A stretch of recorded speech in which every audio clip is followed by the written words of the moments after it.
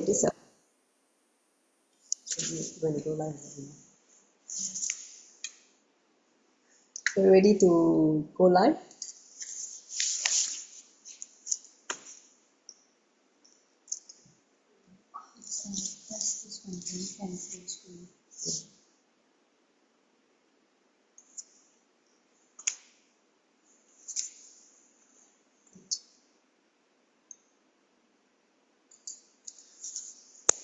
Yes, we are all live on social media. Can you hear me? Yes? Give me a thumbs up if you can hear me. Awesome. So welcome to the final lesson on Insights from the Avatar Volume 1. Today is the last lesson. We'll cover the last 4 insights, which is insight number 105, 6, 7, 8. Okay? So this is Kailasa, Singapore. Today is 2nd of April. 2025. My name is Manitya Dugananda. Welcome to today's session. So before we enter into the session, let's take a few minutes to align ourselves to centering into present moment. So just sit with the back straight, close your eyes. Bring awareness to the body from head to the toes or fingertips. Occupy this body fully. Then expand your awareness to the next energy body, which is the pranic body, your breath. So just witness your breathing, inhaling, enter into a gap, a pause, exhaling, and then another pause. So watch this cycle of breathing.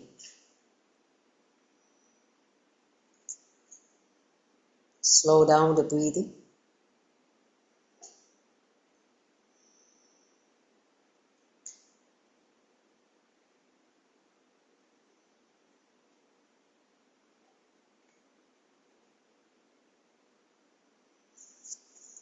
Enter into the restful awareness in listening, Shravana. Let's invoke Swamiji and then followed by 3 times Mahavakya. Join the palms together in Amanjali Mudra. Take a deep breath. Nityanandam Paramasukadam Kevalam Jnanamutim Dvandvatitam Gaganashatrisham Tattvamasya Ekam Nityam Vimalam Achalam Savadi Sakshi Bhutam Bhavatitam Trigunarahitam Satguruntam Namami. Om Nityananda Paramashivoham. Om Nityananda Paramashivoham. Om Nityananda Paramashivoham. Let's pray to Swamiji, sincerely requesting him to shower us the insight, the knowledge of the clicks that we're going to learn today. And let us have the experience of these insights.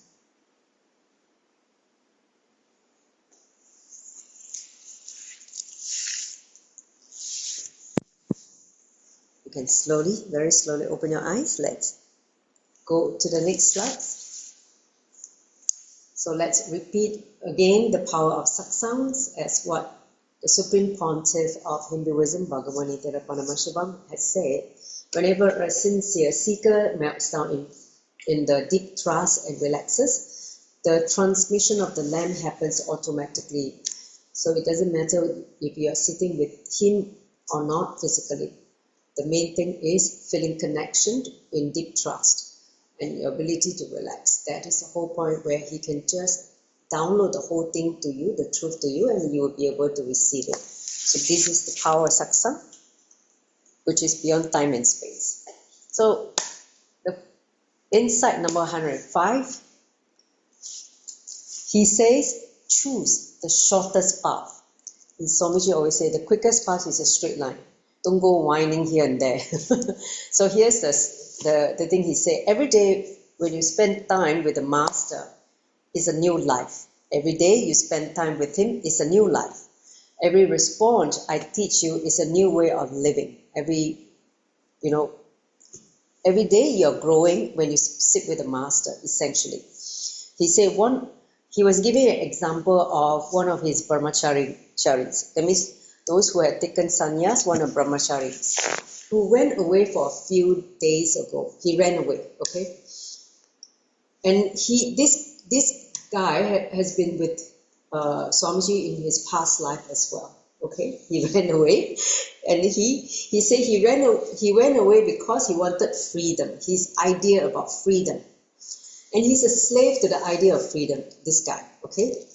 So, and the worst part is this was the same exact pattern, samskara, because of which he missed the master in his last life. The same samskara, the idea of freedom, and he again in this birth he ran away from Swamiji. Okay, so he said the moment you see the master and you want to run away, be very clear, you did the same in your last janma, your last birth. So this is the thing that he revealed. Next slide. So Swamiji told this brahmachari, he said, you're suffering from this freedom pattern for last 700 years, he told him. 700 years. At this 7th birth, you have been stuck with this same samskara of freedom. You did not change that mind. For 700 years, you're stuck with the same mental setup, though you have changed many bodies. So he told Swamiji told this brahmachari. See, sometimes with somebody, you go through 20 minds, like, your mind keep expanding, changing. But sometimes even changing, without even changing a single mind, you have gone through 20 bodies. The same mind, but different births, different body. So, which means you're stuck for a long time with the same mental setup versus someone who experienced in one body the different mind, keep evolving. And that is expansion, that is growth, spiritual growth. If you are experiencing different minds in the same body versus one mind in 20 bodies. Okay, so then he said, why was this brahmachari more comfortable living outside instead of living with him in the ashram or in the adinam, in the monastery? So he said that fella does not have any other problem. He's actually every other thing he's okay, except this one samskara, this one pattern he's stuck with. He just wants freedom. Freedom! His idea of freedom. But the frequency of freedom here is too high for him. That means the cognition about the idea of spiritual freedom is different from his idea of what society defines as freedom. That's where he's caught. Understand? So let's investigate what Swamiji revealed in terms of the different layers of freedoms. He said the frequency of the freedom outside in the society is very, very low. Okay? He's comfortable with the low level of frequency of freedom. Understand? See, in this context, he said, you're a slave, whether you realize it or not. You're going to be a slave, whether you realize it or not. You either live as a slave to your mind and get tortured by the mind, or to other fellows who are in the same frequency as you, or you voluntarily become a slave to your highest ideal of gaining complete spiritual freedom, the highest freedom. So slave to your mind and the society, or slave to the highest possibility of your spiritual freedom. Understand? So he said, either you live as a slave to your chosen spiritual discipline so that you can be liberated once and for all, or you live as a slave outside in a society, remain a slave for many, many lifetimes. For lifetime after lifetime after lifetime, remain a slave in a society. So this is what he's presenting, what he say as freedom. Next slide. So he said, do you want to be a friend of the jailer who can liberate you from your prison? Or do you want to be a friend of your fellow prisoners who are suffering in the same prison as you? So take your pick. He said you can choose to be a friend of your fellow prisoners, but can they liberate you? No, right? You're going to be in the same prison again and again because they're all caught in the same kind of idea about freedom. He said instead work to create friendliness with the jailer who can liberate you. The jailer is someone who set up this spiritual freedom for you, but you need to experience it, you need to work on it till you reach the ultimate spiritual freedom. You understand? Yes? So this is what he said, the shortest path. See, the shortest path is go directly to the source and be intense in working for your spiritual freedom, the real freedom, where you'll be liberated once and for all. Versus, entertaining the society low frequency of freedom. Oh, freedom means I can do what I want. I can just, go anywhere I want. The ultimate spiritual freedom is ability to not be affected by anything. Ability to remain centered, unclutched, no matter what happens in the outer world. That is a complete spiritual freedom. Whereas go outside, it's a different freedom. Thinking that, I have the freedom means I can choose this, I can choose this. Sometimes choices is not freedom. Understand? Choices doesn't mean it's freedom. Choices make you even more confused. So next slide. So see, many of us, because we've been indoctrinated by the society, low idea of freedom, right? This so-called freedom that the society presents. Let's do manana on this, contemplation on this, okay? This is a very profound truth because true spiritual freedom, based on what Swamiji revealed, is the real ultimate freedom. It's liberation. Working for liberation is the actual true freedom. Because you are free from all cycle of death, birth, and you return to the source, and no longer caught in certain trapping or certain vicious cycle. Understand? So that is the ultimate spiritual freedom. So now let's close our eyes, just contemplate on this idea what Swami just revealed. From the society notion of freedom. It means ability to do what you want, ability to choose, have that idea of that freedom, versus the ultimate spiritual freedom. It means the larger picture of life. Why you're here for is to come out of this millions of birth you're taking, millions of death you're taking, that vicious cycle that you're not able to jump out. So that is the difference in the freedom. What the Guru say, you're going to be a slave anyway, because you're going to slave to society, or you're going to be a slave to this, your ultimate freedom. So work for the real freedom and be a slave to that. That's what he said. Okay? Any questions so far? Clear about this? The difference between society freedom versus the spiritual freedom. Okay? Next slide. Let's go to the insight number 106.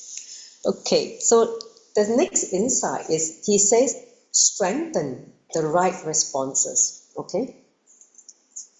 So here's the thing. He said, according to the neurophysiologists, right, those people who study the brain neuroscience, he says samskara, or the deep-rooted mental patterns, create grooves in your brain. See, our brain is wired with certain mental grooves, okay, it's just like a rivulet, right, in the sand, like how the water flows, on the river, right?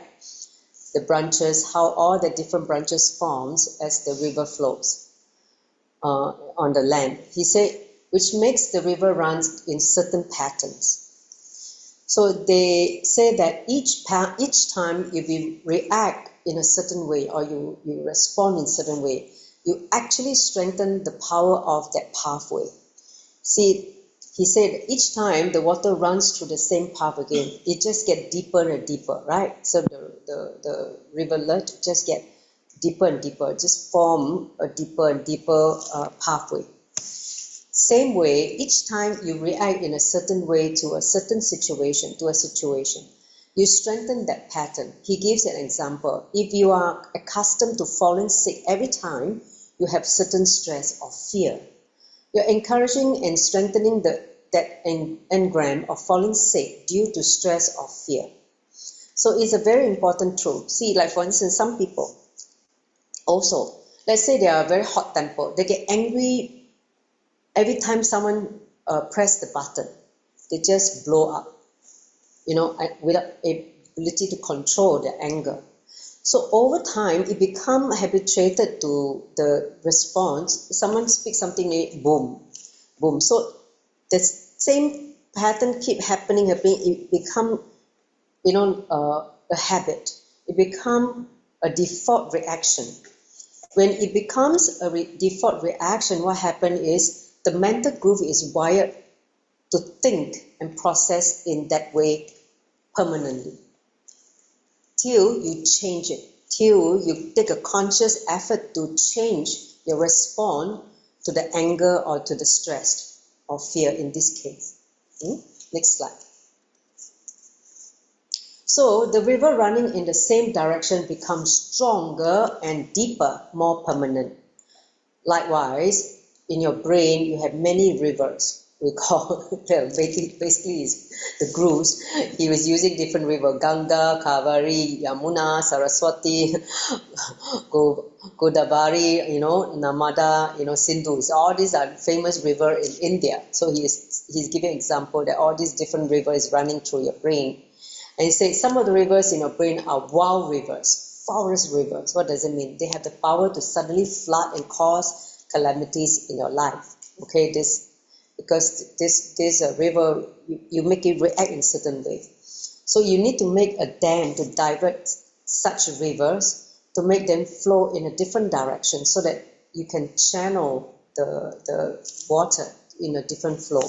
Making that dam and diverting the river to a different direction is what I call sadhana, spiritual practice. When you do your daily spiritual practice, whether it's meditation, whether it's yoga, pranayama, all kind of spiritual routine that you're doing on a daily basis, is to reprogram your mental setup, the mental grooves that you have unconsciously created, when you're young. So that's why through spiritual sadhana practice, you can reprogram once again not only your muscle memory, but also your mental groove, the grooves that how your brain is wired. Okay, next slide. So this neuroplastic science also says that your brain has the ability to create new grooves and pathways. This is the good news. Good news from the neuroplastic science is to say that don't think that you have created when you are young is set in stone. No, you can still create new grooves and pathways. The existing ones will heal up and disappear if left on its own. Okay? So whenever you are really feeling stress, fear or anxiety or angry, for instance, do something very active. That means get into an active mode. Either do a cathartic meditation or intense weightlifting to make the body active. So change the muscle memory. You create a new engram, a different flow of energy, a new groove in the brain. So this is the technique given by Swamiji. He said, so in future, whenever stress, fear happens in you or anger happens in you, the whole thing will be automatically get converted into useful energy instead. When you do this kind of cathartic meditation or do intense body work, whether it's weightlifting or heavy yoga, intense heavy yoga. Next slide. Or like screaming, shouting, not like sitting, that kind of thing, like really explosive, in the whole emotion. So he gave example. He said when awareness is added to your rajas, restless energy, awareness, it can just become part of your life and can be directly useful to you. If you are stressed, for instance, if you have anger or fear towards somebody, just take it out with awareness in the gym or do some intense cathartic process. Remember we did once in the Manipura Shuddhi, when I did the 7 chakra, you hit the pillow, you're doing the gibberish meditation, you just shout, blah, blah, blah, but you don't speak any words that you can understand. That is a cathartic meditation. This is one example. Okay, so this is called Manipura Shuddhi Kriya. So he said, I've given so many catharsis processes from different traditions. He said like the Manipura Shuddhi Kriya, talking in tongues, pranayama like Bastrika, Kapala Bhakti, loud chanting of the Upanishad, even some Vedic mantras are all, part of this catharsis, process that you can do. He said in the Christian tradition, talking in tongue is called glossolalia. That's their name they give. In Hindu tradition, it's called Manipura Shuddhi Kriya, which is what we did with the gibberish meditation. So release your stress in this way, release your fear in these ways, by allowing the catharsis to happen in your expression. You see that you'll be creating new rivulets, right? New mental growth. And you will not be strengthening the old patterns, the ugly mental setup of suffering and torturing yourself. Okay, so that is why we do such a dynamic meditation. Next slide. So now let's contemplate on this. How can you strengthen the right response and alter your brain grooves? Okay, so let's say you notice right now you have certain habituated patterns that you always seem to fall back again and again because you've done it many hundreds or thousands of times. It becomes part of your reactionary response. Think about those, like you would like to change your response, whether it's fear, whether it's stress, whether it's anger, whether it's depression, something that you found yourself having this pattern, and look at how you can change the response, which will help you to alter your brain growth.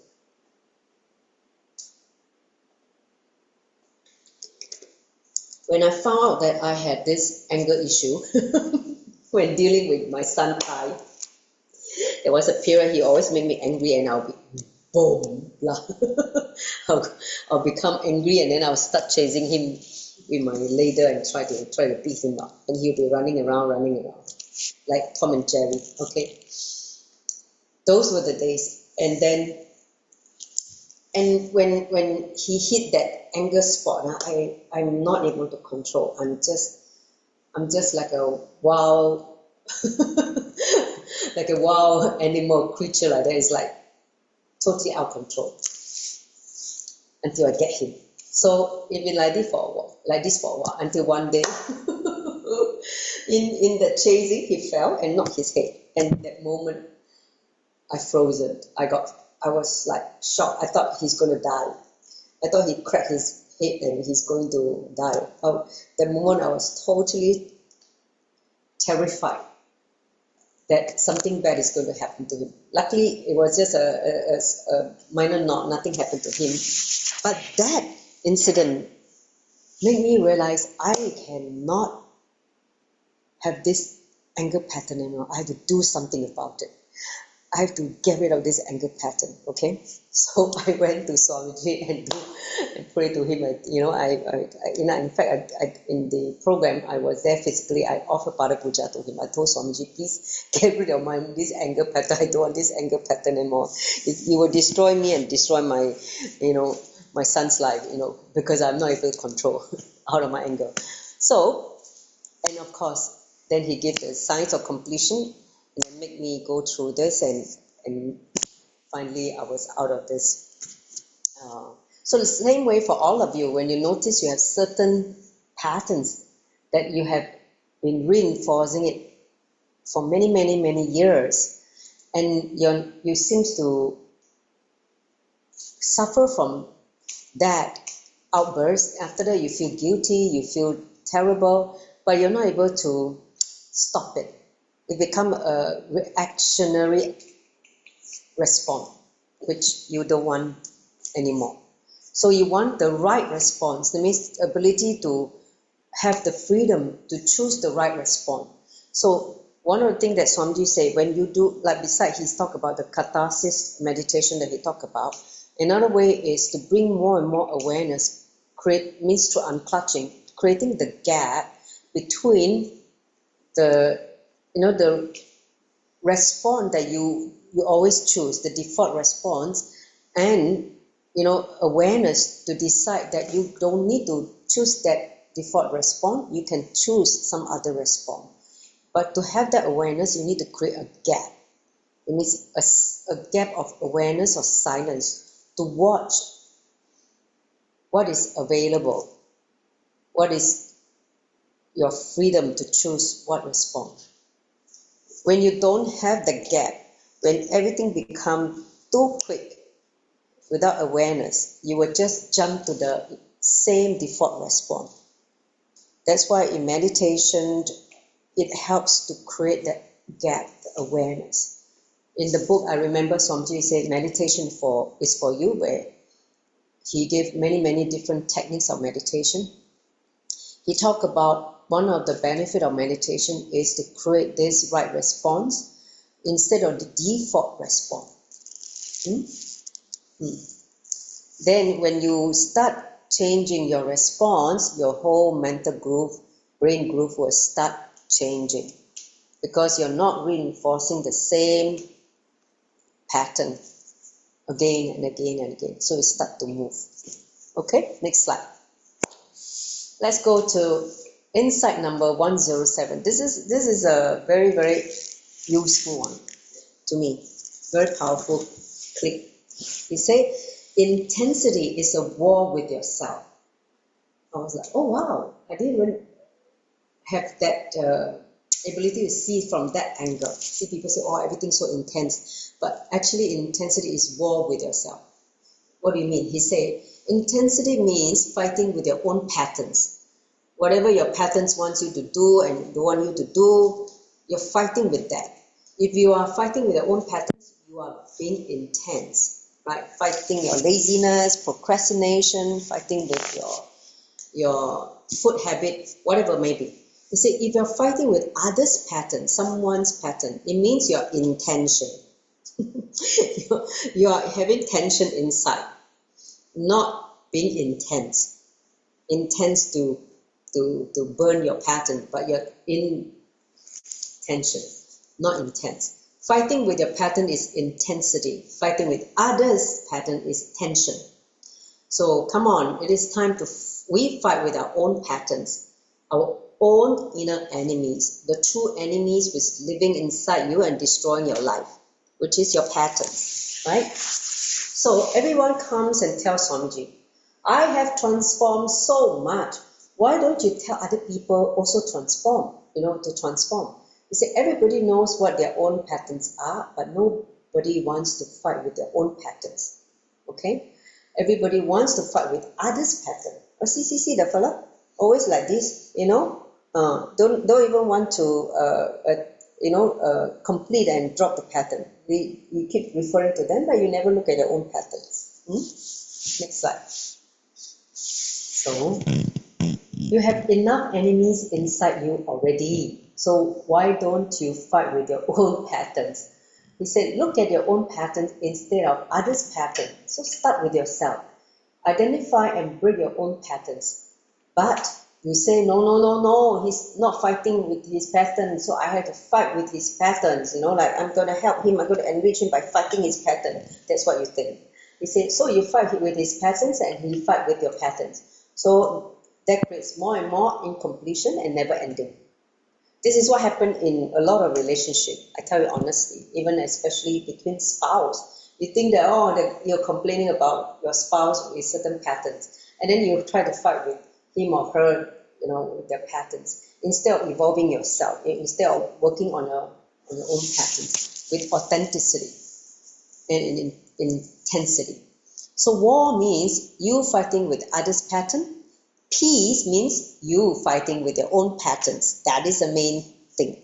If you want inner peace, please go and fight with your own enemies, which is your own patterns. You fighting with your own pattern is peace. You fighting with others' pattern is war. You're creating war. That is all that Swamiji want to say. Now, wherever conflicts are there, you guys decide if you want to be in peace or in war. That's it. Next slide. So we're going to, from this satsang, he give a self-completion, swapunato kriya at the end. We'll do that later on because it's a long process. I want to do as a meditation in the last part. A completion process technique given by Swamiji. So many people who are new, some of you who have already done completion process many times. So today I'm going to do it in the way Swamiji introduced it in the satsangs. Next slide. So we cover the last insight first, 108. Then we enter into this swapunatva kriya. Okay. So the last insight can't be more appropriate as an insight. How to choose your master? How to choose your guru? He said. See, how you choose your master is very important. Why? Because once you choose, no question of looking back. No question of going shop around and change guru. Okay? When you are with a master, how can you find out if he's a completely enlightened being or he only has a few powers? Okay? So that is what Swamiji gives that clarity to seekers who wants to know how to choose the master. He said, these major doubts that many seekers have can be clarified when you understand how the energy experience influences your three states, your waking state, your dream state, and your deep sleep state. Okay? So these are the three states he wants to give an example. This will really help you in your choosing your master. Next slide.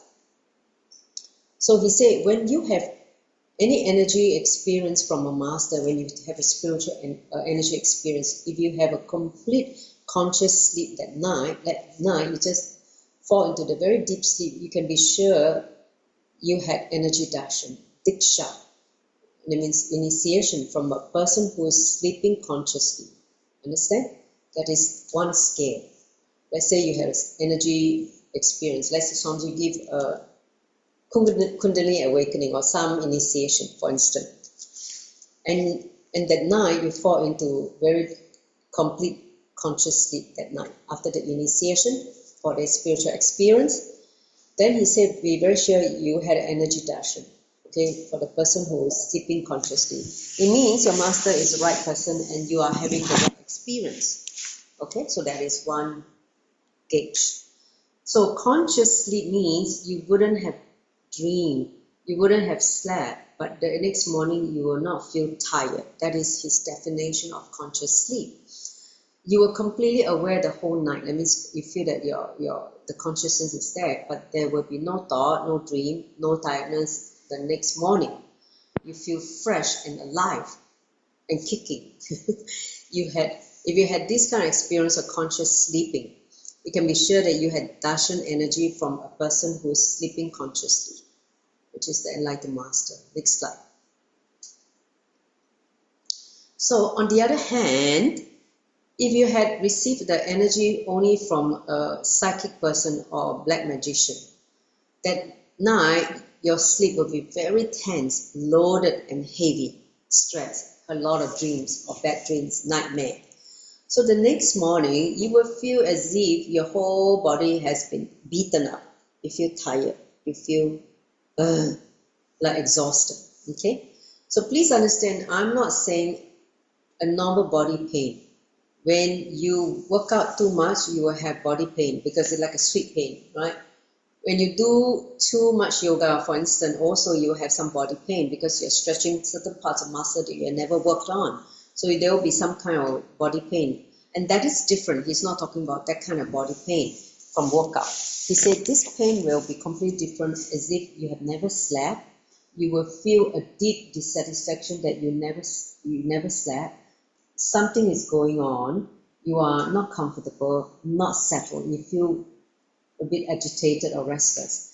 If this happens, it means that neither is the person spiritual nor are you having a spiritual experience.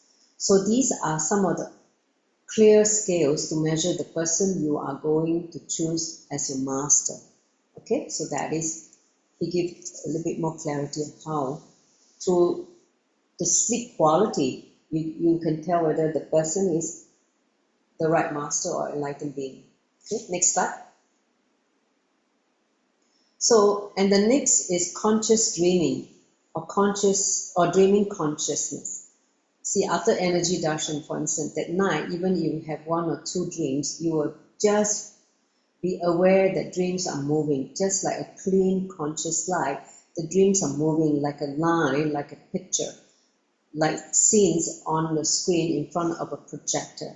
The dreams will be moving on the screen of your consciousness. So it will not be static, it will be moving. So if you are consciously dreaming, you receive darshan from a person who is consciously dreaming. Not only that, when you have energy transmission, diksha, initiation, your waking consciousness will be also awakened. Okay? It means your waking state will also be awakened. That means right now we are in a waking state because you had thought and eye consciousness. Waking state is also awakened. Understand? That means even you are awake now, you feel awakened. Next slide. So it means when you wake up the next morning, the whole world will look deeper. Green will look greener, rose will look rosier, and colors will look richer. Everything will appear very pure, as if something washed fresh. If you experience conscious waking state, right, like you are right now, like conscious waking state, it means you have received darshan from a person who is in waking consciousness. And the fourth scale to measure is this. Just by sitting in his presence, physical presence or online presence, you will have more awareness consciously. You will know you're in pure awareness, and you are in pure awareness. If you are having the conscious awareness experience, it means that he's in the space of conscious experience. Sitting with the conscious awareness in the presence of such a person is what I call the experience of Upanishad. Upanishad is that space when you're sitting with a person, with conscious awareness. Okay, that is the scale. He gives the different three scale, whether it's waking state, dream state, and sleep state, and now he gives the fourth state. It means, sitting in the presence of that master, and you've experienced pure awareness consciously. Okay? Next. So now we're going to do the Swapunata Kriya. So we are going to identify a major pattern. Okay, your major patterns. So right now, before we enter into the process itself, think of a recent conflict or a time when you felt powerless. Okay, one incident. Let's address one pattern at a time first. So we're going to do one pattern. So think of a recent conflict or a time when you felt powerless. Okay, so now each one of you think. Then you're going to identify three things in this conflict.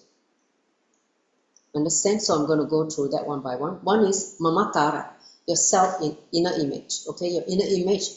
What you think you are inside at that moment. It is the image you carry for yourself. Or what do you feel as you at the moment? For instance, like something, let's say you got scolded by your parent. Inside your inner space, you feel, I'm a loser. I always let my parents down. Okay? Like you have this guilt of, I'm such a loser, I'm such a stupid person, I always cannot make my parents happy, I let them down. That kind of way you speak to yourself, okay? The mamakara. Ahankara is when what you project to others as you, the way you react. the body language, the actions, the statement you give about you to others at that time. Like for instance, I project friendliness even when I feel that I'm a loser. You try to be friendly, you try to look like a nice guy to be with, okay? Even though you feel you're a loser, you're useless, for instance. Then swa-anyakara, which is what you cognize as life in those moments when the conflict happened. You feel that life is humiliating. Life is it's unfair, for instance. You feel that people are laughing at you at that time. So how do you feel life is? What is it that you felt life was for you at that moment when the incident happened, when the conflict happened? So what you cognize life as. So these are the 3 levels of things you need to look at if you are going to do this Swapunatwa Kriya based on one pattern you identify. Are you all clear with me so far? Clear? Whether it's a pattern of guilt, pattern of anger, pattern of laziness, of procrastination, any pattern that you're going to work with, okay? Please pick up a recent conflict or a time you feel powerless and then look at these 3 things, okay? In your completion, you're going to look at these 3 things. See, like for instance, you can say, oh, when I was angry, I felt that inside your heart was like, how can they treat this to me? How can they do this to me, right? You feel unfair. You feel angry that you're being wrong, or you feel angry because you feel that someone cheated you, for instance, no? So inside your heart, how you feel and what you respond to the other person, how will you respond to the world? So it's like what decision you do to either cover up that weakness or that conflict or powerlessness in you. Instead of admitting you're a loser, you're useless, you do something to cover that up, okay? To camouflage that weakness or the powerlessness in you. Then Swanakara is when that incident happened, how you see life at that moment. Okay, are you all clear? Okay, so now each one we're going to think about it, then we are going to enter into the process. I'll go through the next slide. So in this process, Normiji say that when you identify these 3 statements, you will see that they have been there inside you during many situations in your life. The same thing keep looping, but you're not aware. These statements are only the branches. They are only the sign of the pattern existing deep within you. The root is hidden from your own view due to your current cognition. But we can start with cutting off the branches. Let's start cutting off the branches first, which is identify the patterns. Okay. So we're going to enter into this process. I will tell you what to do first, then we'll enter into the actual process. Okay? So he said the purpose of self-completion is to make yourself whole, complete again. That means go back to punatwa, completion. When you're complete, you will feel a lightness in your being, feel the heaviness lifted, feel energized, you'll feel your inner space expanding, growing. When you're incomplete or not whole, when you're suffering from the past, you will not have the life energy. You will feel powerless, upset, lifeless, low energy. This is what happened. And so in this process, see, a completion process can be done when you just close your eyes. But in this case, he asked to use a medium-sized mirror in which you're going to see your face comfortably. You're going to have a conversation with yourself.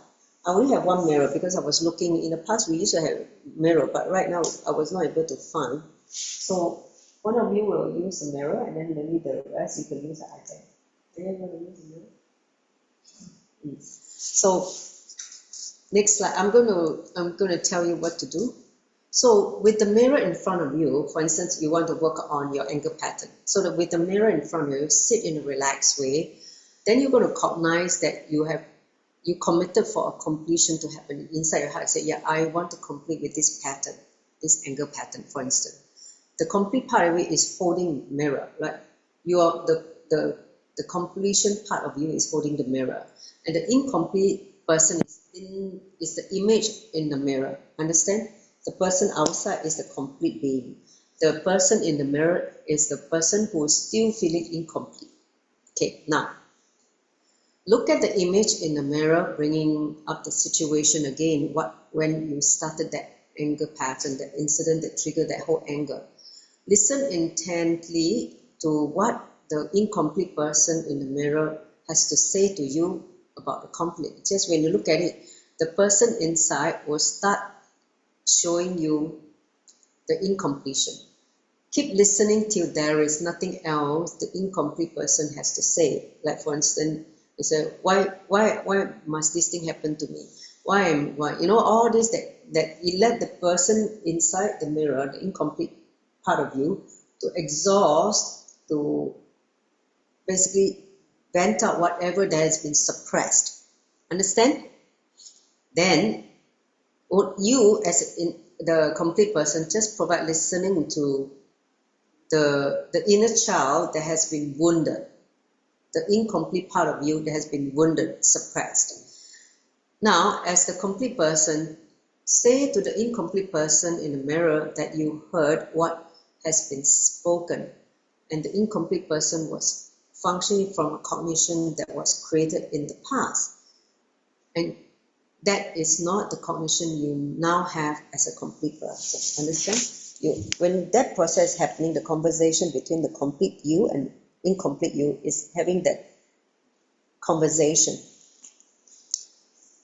So you should allow that incomplete person to vent out, speak whatever is there, captured in the mind for a long time, and then the complete person providing the listening, and then at the end, you are going to basically bring completion to the other person. Okay? Next slide. So then you're going to say to your mirror image that you're functioning from this new cognition. Now, from the space of completion, this is a new cognition, and you will not be functioning in the old cognition you had at that time. Now with the completion process, I'm no longer going to carry this. This is how I'm going to decide that I will be a new person. So heal the incomplete person in the mirror completely. There may be tears, there may be laughter, both may happen at the same time. Just allow it to happen. So upon the completion, you will feel a lightness, an expansion, and a deep feeling of relief or a sigh of relief. You may have sudden clarity about other past events which are based on the same pattern you were dealing with during the completion process. So some images may surface that, another incident similar to this problem also. It may pop up after, in the process of the completion. So he said, repeat the same process for any other pattern, major pattern you want to complete, whether it's pattern of fear, pattern of anger, pattern of laziness, any other pattern. So today you'll pick one pattern, okay? Don't try to do too many at one time. Do one only. Get it? Yes. So, I'm going to play the Mahavakya. So, if you don't have the mirror, if you have the mirror, please do it. This is a slightly different technique. Those without mirror, or if you have a small mirror, you can use it. If otherwise, you can use the I-band. Okay, I'm going to play the Mahavakya. We're going to do this completion process for 21 minutes, one energy cycle. Okay, you're going to do 21 minutes. Can?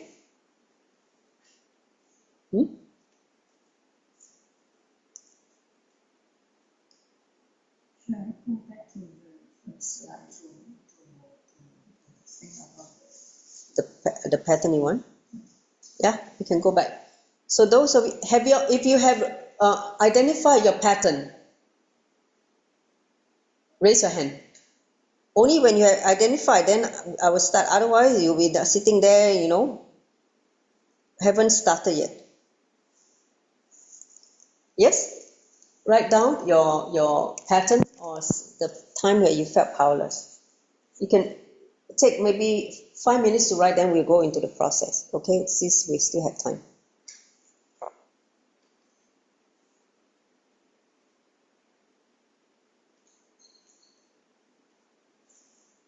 So be very clear what pattern you want to work on.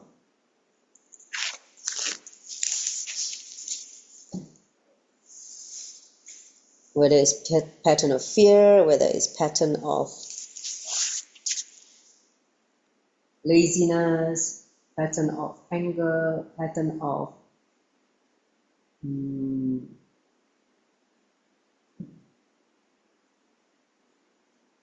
forgetfulness, whatever may be. Huh?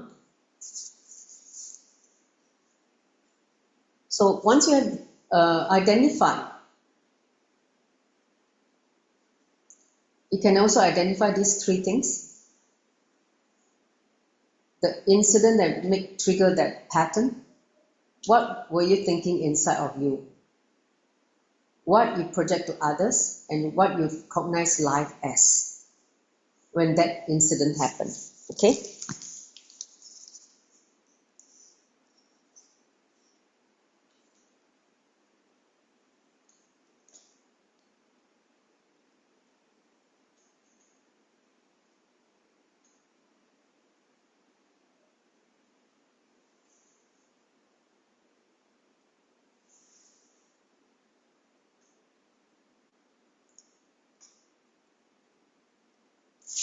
Done? You ready? So if you're ready, I'm going to play the Mahavakya now. Okay? So now, put on your eye band. If you don't have a mirror, you can use the eye band. You have that? Then we'll start now. So close your eyes. I'm going to start now the process of Swapunatwa, completion. Let you all open all your three eyes. Nityananda Paramashivam.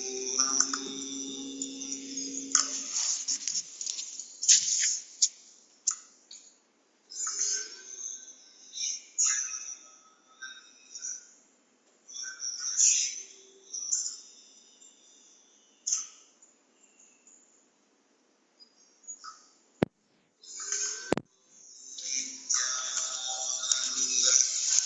Nityananda Paramashivam.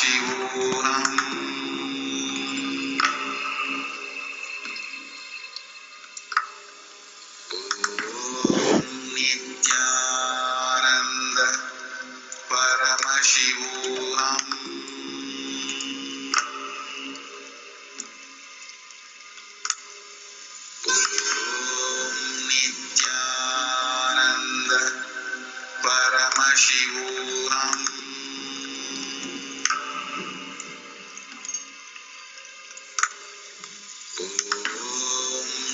Nityananda Paramashivam.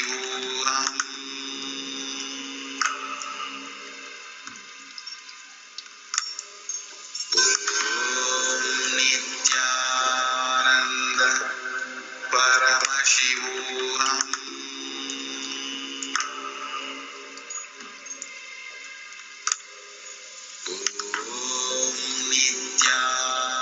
Nityananda Paramashivam.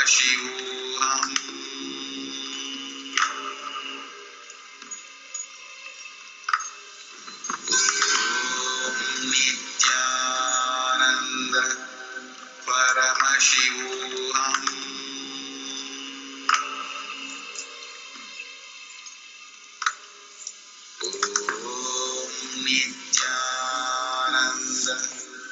Paramashivam.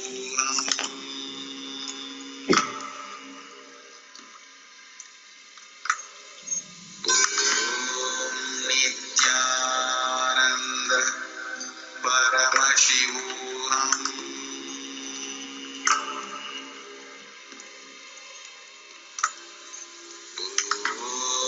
Nityananda Paramashivam.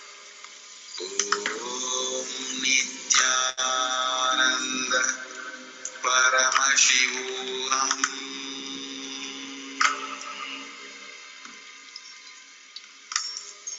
Om Nityananda Paramashivoham.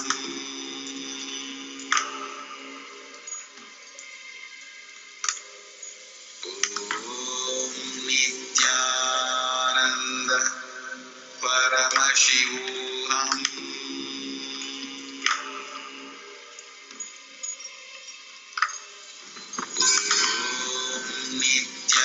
Nityananda Paramashivoham.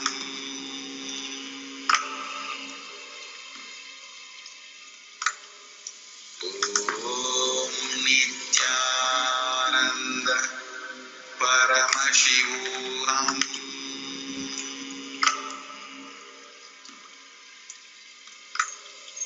Om Nityananda Paramashivoham.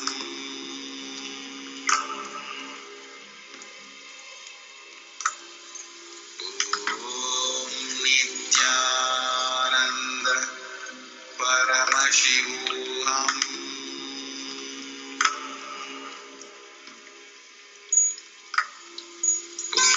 Om Nityananda Paramashivoham.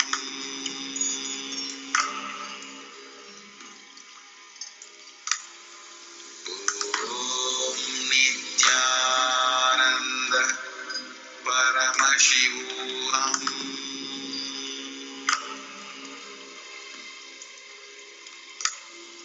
Om Nityananda Paramashivoham.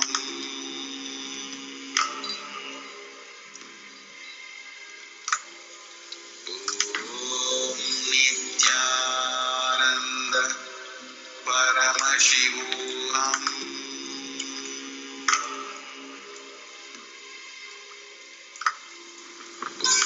Om Nityananda Paramashivoham.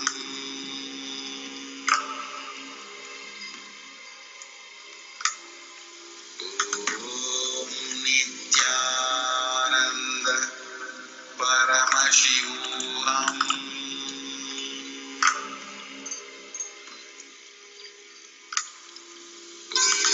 Om Nityananda Paramashivoham.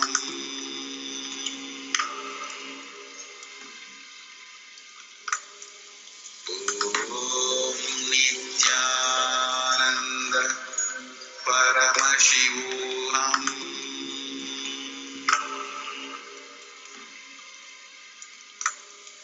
Om Nityananda Paramashivoham.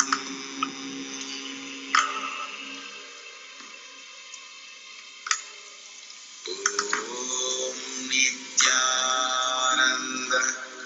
Paramashivoham.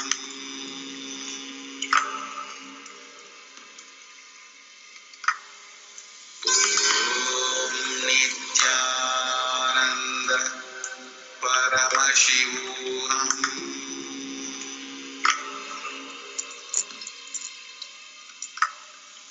Om Nityananda Paramashivoham.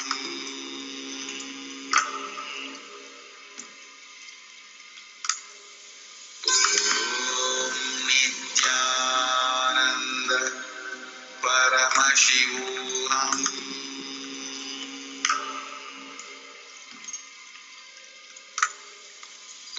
Om Nityananda Paramashivoham.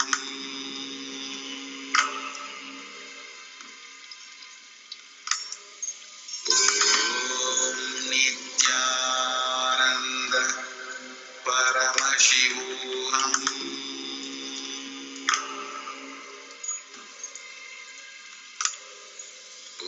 Om Nityananda Paramashivoham.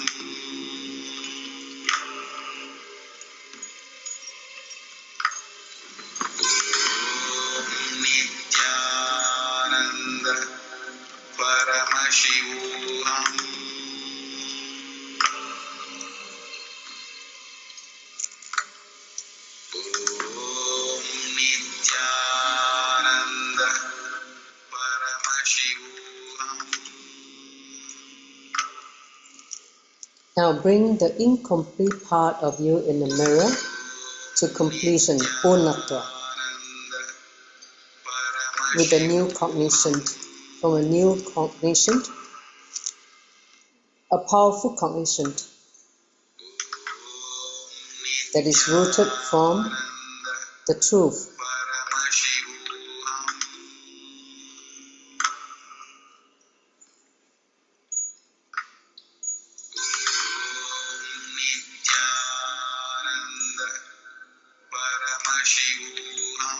With clarity of your mamakara, inner image, ahankara, outer image, and swa-anyakara, your life image, with the right powerful cognition.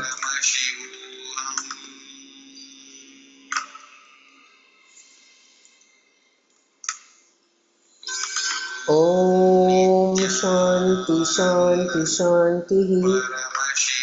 Declare your completion with integrity, authenticity, responsibility, and enriching yourself and others. I declare that I am complete with this pattern, whichever pattern that you have done. I request Swamiji, Sangha, and my own blessing. Tatastu, Tatastu, Tatastu.